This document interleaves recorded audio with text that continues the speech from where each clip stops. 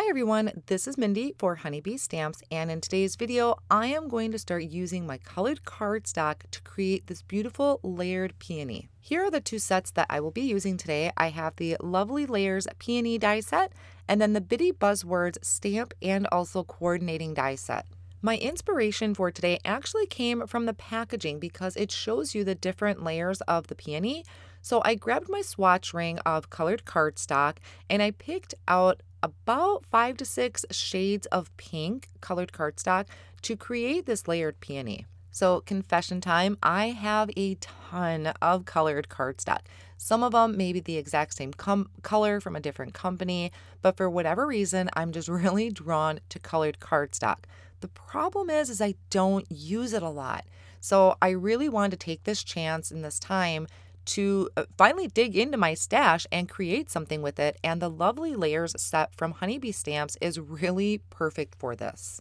To make sure I was matching up each layer with the right shade of cardstock, I'm going to first die cut this peony out of white cardstock.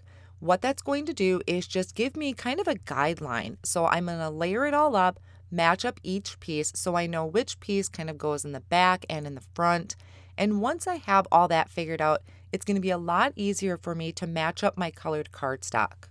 I went through and I trimmed all my cardstock down to about 3 inches. They started out as 4¼ by 5½, but I needed to trim them down to at least 3 inches wide so that they fit in my Bitty Buzz cutter.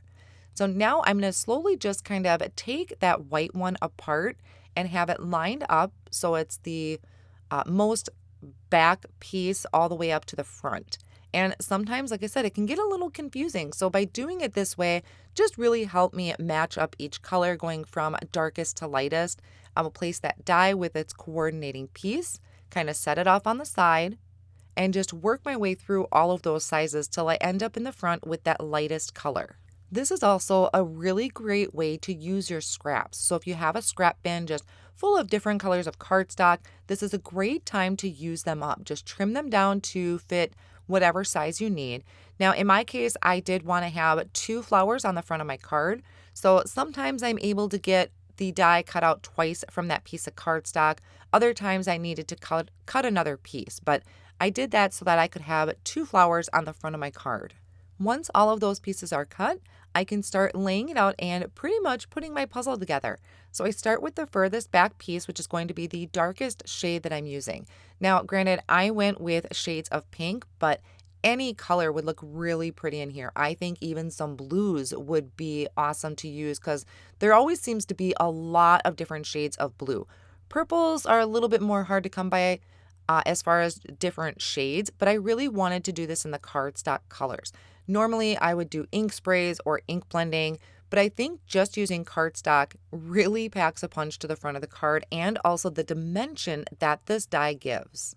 After I have everything in place, I'm going to slowly just kind of start putting it back together one layer at a time. I'm going to add liquid glue behind each piece. If you wanted to add more dimension, you could use some thin foam squares, but with layering so many pieces of cardstock, I didn't want to add any more dimension to the front of my card than what I already am. And this cardstock is a fairly thin cardstock. It's not super heavyweight, which made it perfect for layering up. If you ever have trouble lining up your images, there's always the guide that comes in the packaging, or you can refer to the Honeybee Stamps website. They have a guide there as well. I want to add some leaves to this. So the leaves die in here, it's only one. There isn't like a double layer that you would layer up. So what I'm going to do is cut this from some kind of dark fern colored cardstock. And then I'm also going to die cut it from a lighter cardstock. And this will help kind of give that dimension with those 2 different shades of color. I can layer those together. Now I took some time off screen to figure out the arrangement of my card. Once I knew what I wanted to do, I'm going to bring out my phone and I'm going to take a picture so I remember the direction of the peonies, because that's where I seem to forget things, is what direction the flower was facing. So that way I have something to refer to. I took this kind of dark jade colored cardstock and I'm going to spray it with this iridescent shimmer spray. This is where I shouldn't say things started to fall apart, but it wasn't really what I wanted. I wanted shimmer to the background, but this kind of changed color a little bit on the front. I'm going to also add that shimmer to my leaves and my flower, and then I'm going to add some white splatter to the background. Now, I kept with it. I didn't change anything, but if I would do this again, I would not have added any splatters or shimmer spray to the background. What ended up happening was my white speckles kind of turned like a light blue, and you'll see that in just a moment.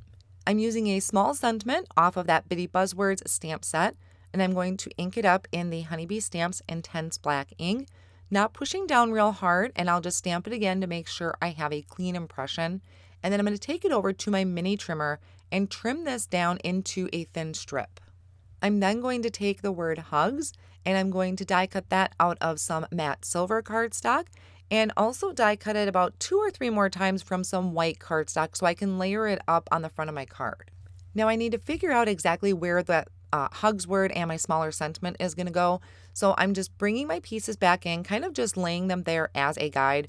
You can see that background there. The shimmer, it just really wasn't what I had hoped it would be. And those speckles, the white speckles, have kind of a tint of bluish green to them. So I'm keeping it. I'm not changing it. I put some work into this. But if I were to do it again, I would probably ink blend the edges of my cardstock instead with maybe a black ink. Now I'm layering up the word hugs, but I trimmed off the H because that is the part that's going to hang over the edge of my flowers, which are kind of layered up. So there's a little bit of height to them. So I trimmed off the H and then I'm going to layer my other pieces together. And just each time I layer it, I'm going to trim that H off until I get to the one that I die cut out of silver. That one you want to make sure you leave your H on. And I used liquid glue to attach those, and I can kind of have a little bit of wiggle room to make sure that it is lined up properly. So now I'm going to come in and start attaching all of my leaves. I started with that darker shade of green cardstock first and then put that lighter color on top so that it can give that layered look. Now, yes, you could pick this arrangement up with press and seal, but really this just goes quicker for me where I just have everything in place. I start with the pieces that are in the back, the furthest back, and then just start gluing them together, lifting up my flowers as needed. Now this top flower I'm adding liquid glue to, and I'm just going to hold that there for a few seconds, make sure it's adhered very well.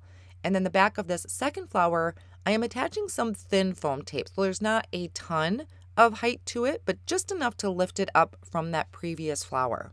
I like to use my craft pick to help pick up the backing of that foam tape, and then I can place this so it's just slightly overlapping that top peony.